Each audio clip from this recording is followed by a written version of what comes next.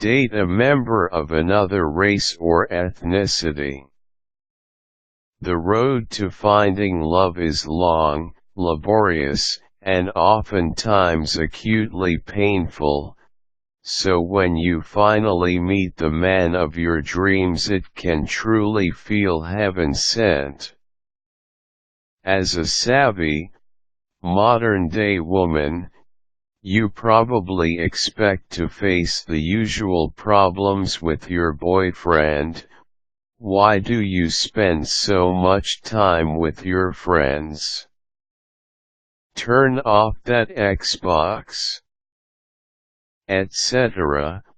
But dealing with the unanticipated ones that come with dating a member of another race or ethnic group can be completely unforeseen. Here are a few of the problems you may face, as well as some guidelines to help solve them. Feeling unaccepted by his friends and family. Ask yourself, do I feel that his friends and family, or mom, brother Jake, or best friend Larry, etc., do not like me based solely on my race?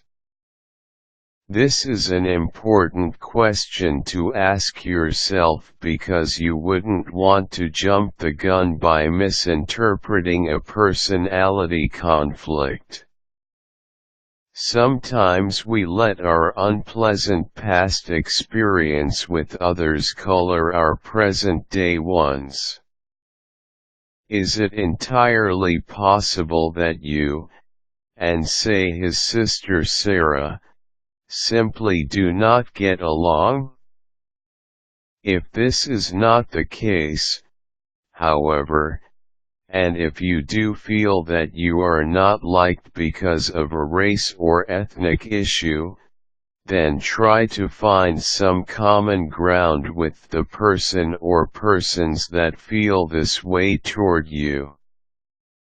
In a nutshell, treat it the same way you would if you were in fact dealing with a personality conflict and realize that there must be something you and these persons, or person, have in common.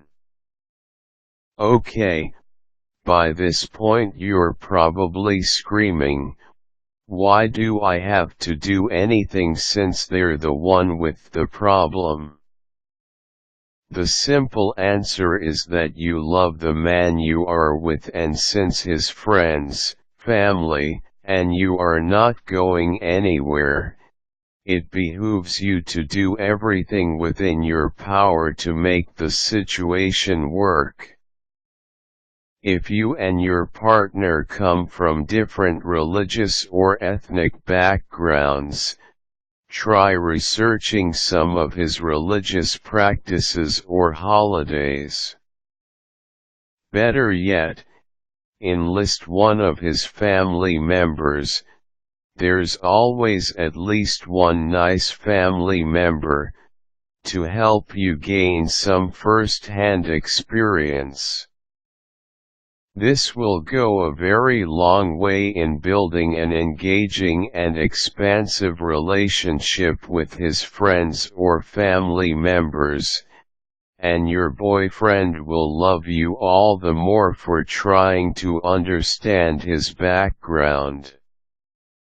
If your friends or family members don't like him, this may actually be a bit better than his family and friends disliking you, because in this situation, you're in the driver's seat.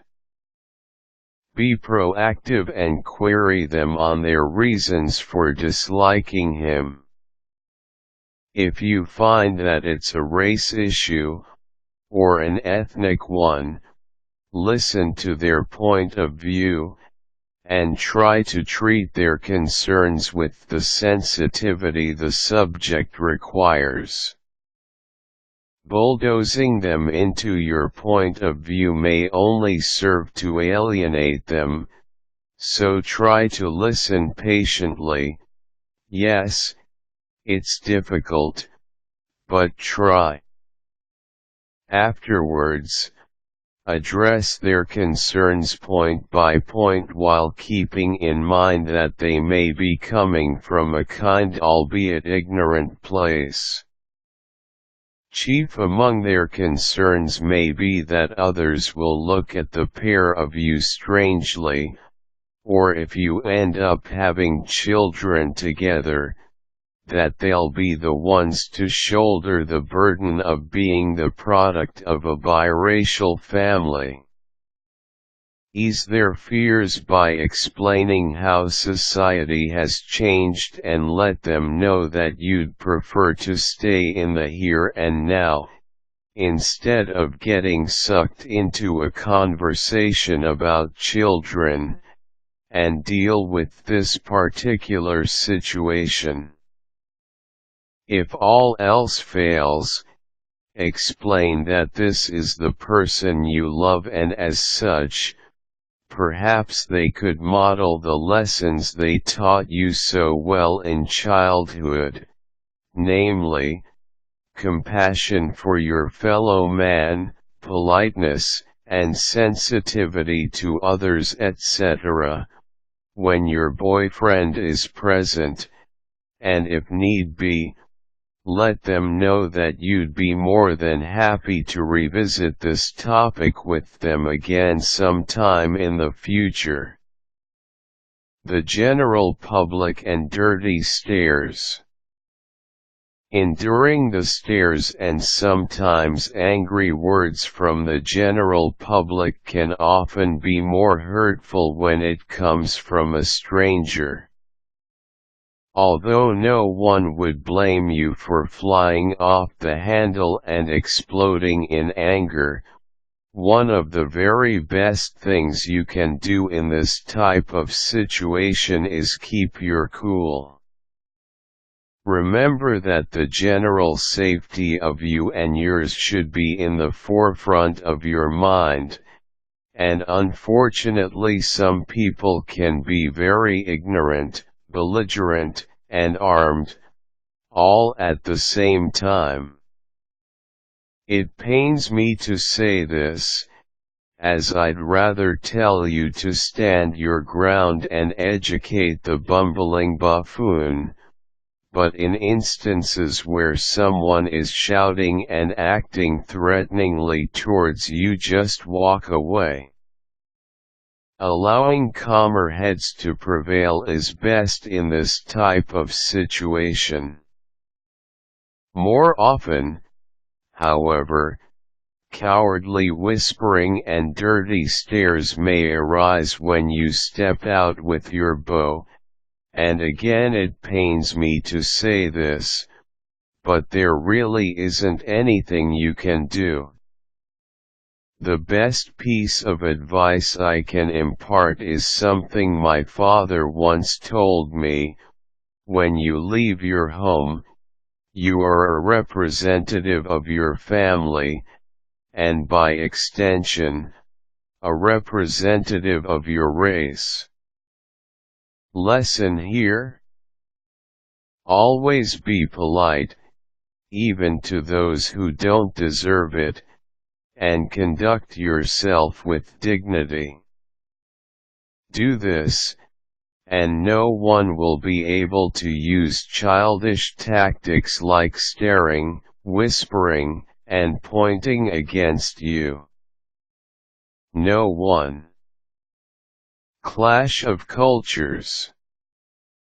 At other times, the conflict is not between you as a couple and the outside world, but between you and your partner. Some common clashes revolve around holidays/religious functions, food, music, politics, and/or language. Holidays and religious functions. Explain the significance of the holiday and its level of importance to you.